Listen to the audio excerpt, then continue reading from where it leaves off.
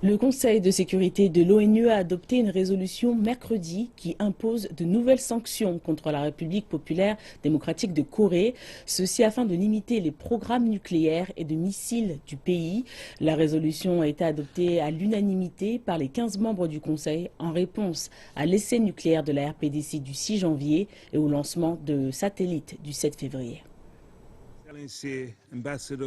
Dans une déclaration, le Conseil a condamné dans les plus forts termes l'essai nucléaire du 6 janvier et le lancement de satellites du 7 février qui auraient utilisé la technologie de missiles balistiques interdite par les résolutions précédentes de l'ONU. Pyongyang a insisté sur le fait que c'était un lancement de satellites pacifiques. Le Conseil a également réitéré ses demandes pour que la RPDC abandonne toutes les armes nucléaires et autres programmes nucléaires, ainsi que les armes de destruction massive et les programmes de missiles balistiques.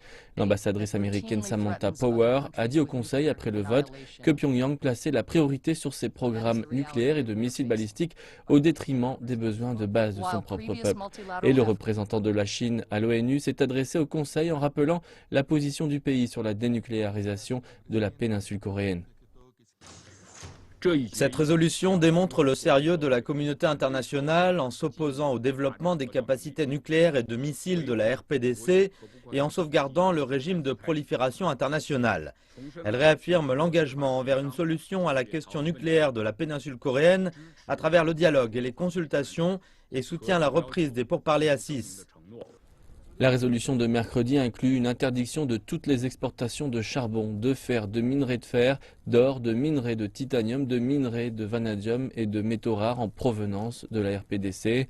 Elle interdit également l'approvisionnement de tous les types de carburants d'aviation, dont le carburant pour les fusées vers la RPDC. De plus, elle demande à ce que les États inspectent tous les cargos allant et venant de la RPDC. Les précédentes mesures de sanctions demandaient uniquement aux États d'inspecter les cargos quand il y avait une raison de penser qu'ils contenaient des objets interdits.